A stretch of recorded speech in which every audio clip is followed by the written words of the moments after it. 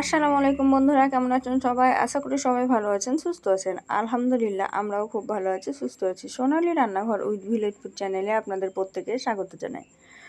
আজকে আমি কিছুটা ফ্রেশ মাছের রেসিপি আপনাদের সঙ্গে শেয়ার করব। তো দেখতেই পাচ্ছেন মাছগুলো কত সুন্দর আর কতটা ফ্রেশ, দেখেই লোভ লাগছে। আর একসঙ্গে অনেকগুলো মাছ নিয়ে এসেছিল বাবা, তো ভাবলাম যে আজকে আপনাদের সঙ্গে এই মাছের রেসিপিটাই শেয়ার করব।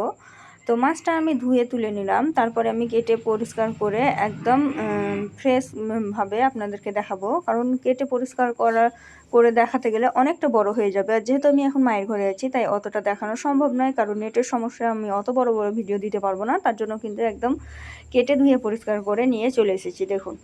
আর মাছের পিসগুলো কিন্তু আমি একটু বড় বড় করে কেটেছিলাম। তো এই তো দেখতেই পাচ্ছেন মাছগুলো এখন আমি হলুদ আর লবণ দিয়ে ভালোভাবে হাত দিয়ে মাখিয়ে নিচ্ছি। প্রত্যেকটা মাছের গায়ে যাতে হলুদ আর লবণ ভালোভাবে লাগে তার জন্য ভালোভাবে মাখিয়ে নিলাম। তারপরে এদিকে আমি কড়াইয়ে দিয়ে দিয়েছি তেল গরম করতে।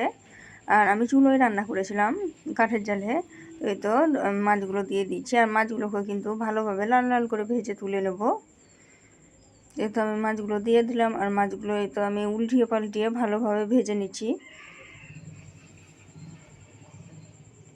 তো মাছগুলো আমি সবগুলো ভেজে নিয়ে তারপরে দেখাচ্ছি, দেখুন মাছগুলো সব ভাজা হয়ে গেছে।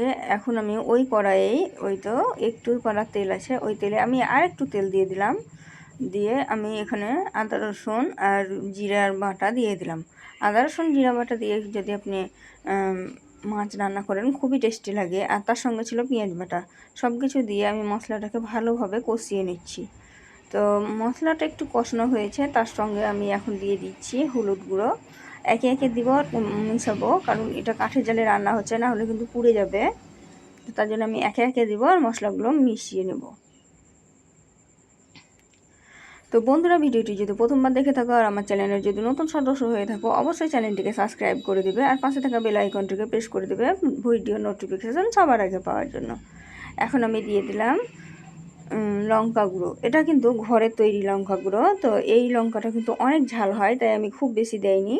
তো সব কিছু আবার ভালোভাবে কষিয়ে নিয়ে এখন দিয়ে দিলাম জিরা ধনিয়া পাউডার, আর এখন দিলাম স্বাদ মতো লবণ। তো সব কিছু এইভাবে যদি রান্না করেন, আর কাঠের জালে রান্না স্বাদই আলাদা, খুবই টেস্টি হয়।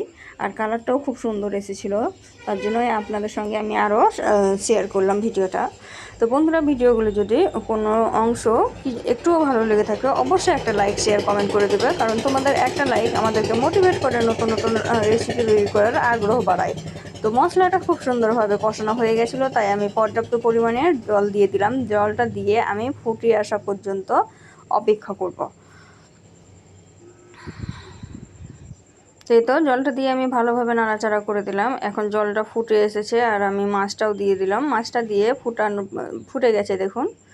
তো মাছটা হয়ে গেছিলো, তার জন্য আমি নামিয়ে নিয়েছিলাম। আর এখন আমি আপনাদেরকে কালারটা দেখিয়ে দিলাম, আর এখন আমি পরিবেশন করে দেখাবো।